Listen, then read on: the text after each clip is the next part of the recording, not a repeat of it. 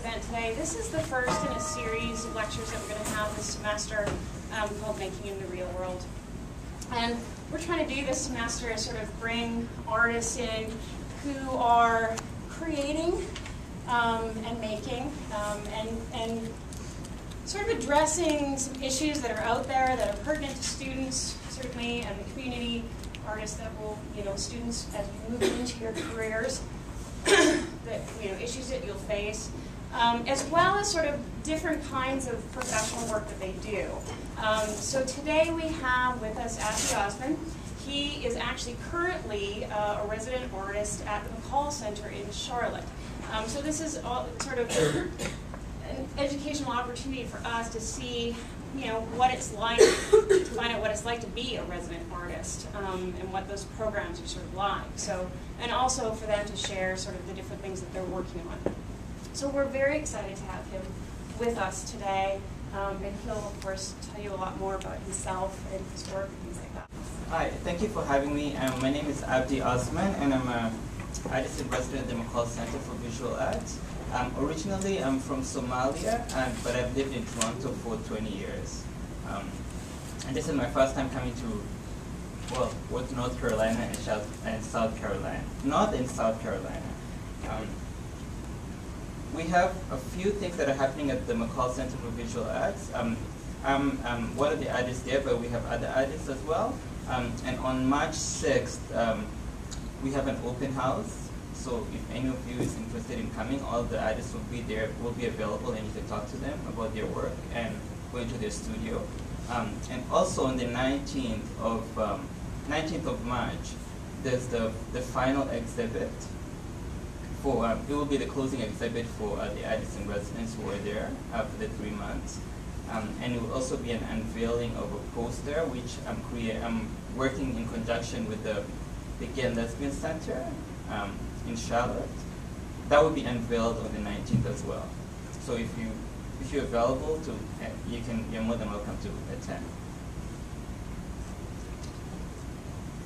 I'll start talking a little bit about my work. I'm interested in documenting the lives of Black and African people as they live in Africa and move around the globe. My photographic project is influenced and in conversation with a number of historical and contemporary trends, debates, and politics concerned with space and movement. So most of the time when I'm in Toronto, I would follow around the Black African diaspora who just moved from the continent to Canada, whether be it in Toronto or Montreal, or mostly the Francophones will be in Montreal, but in Toronto is a mixture of different groups of people from Africa and also the Caribbean. So I would go to the events and I would photograph them, sort of like document, because I do a lot of documentary photography. Document them. Sometimes I would ask them different questions.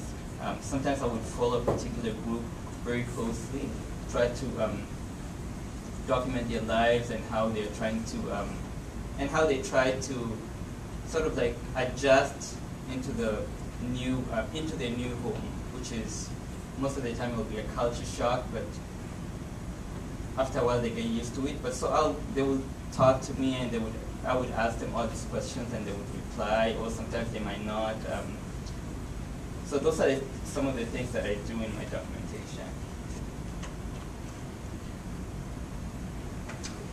I understand my photographic practice as both growing from a history of Black and African engagements with photographic and cinematic technologies, and the politics of representation, and simultaneously I understand my work as intervening into the broader conceptual debates about how to represent Blackness and Africanness beyond what Toni Morrison has called the economy of stereotype.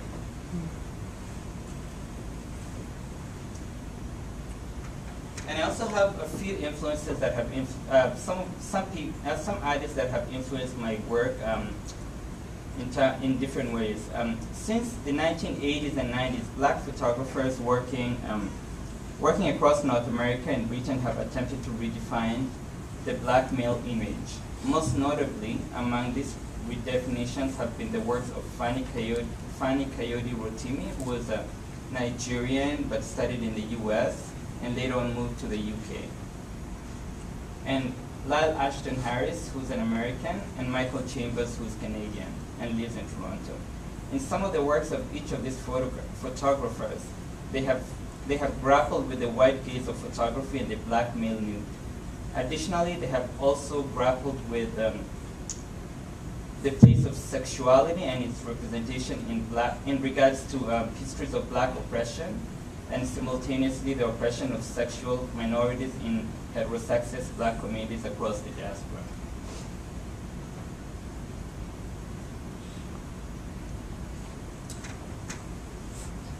Also, these three photographers have produced a body of photographic documentation. Michael Chambers, for instance, has had several shows in Toronto and internationally that basically are more concerned with the black male body. But he also does other portraitures, so sometimes he would include women in his portraitures, but most of the time it would be either women and men, but majority of his work is on men. Artistic project statements that have set a standard and put in place a conversation about representation, an art that has not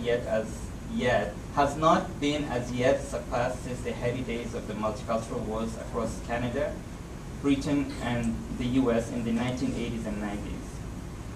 Through photography, I have found myself in a discourse with these influential artists as I attempt to craft a practice that both recognizes history and chart my own photographic aesthetic and signature.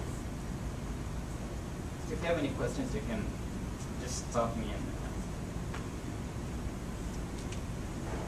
ask. So this is a piece that I pulled from the internet of Lyle Ashton Harris. So you can see what I'm talking about when I talk about they include, they sort of try to include male nudes, but at the same time it's basically a questioning of gender identity.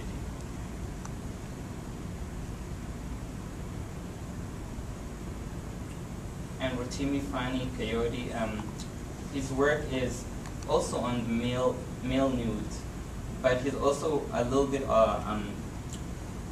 he does a little bit of work that has something to do with religion as well. So sexuality and religion, and the conflict between the two, because Rotimi he comes from Nigeria, originally comes from Nigeria.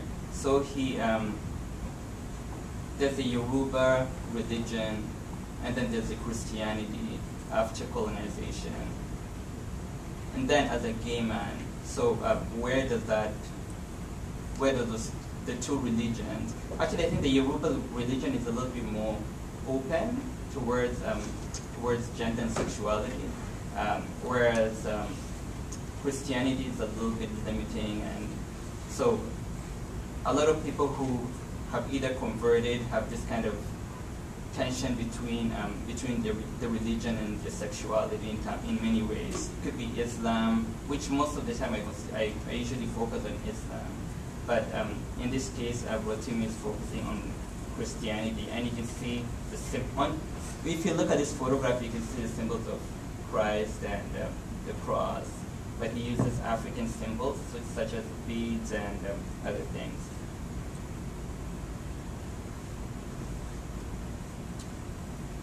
As an African of Somali heritage living in Canada and therefore Somali-Canadian, my work is concerned to both document Africa in North America and blackness in North America. I seek to engage with issues facing African, black people, and Muslims.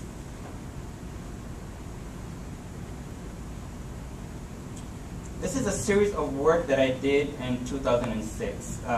It's called Portals, and what I was doing is I was pretty much photographing young gay men, whether they were African or Caribbean, in front of public institutions.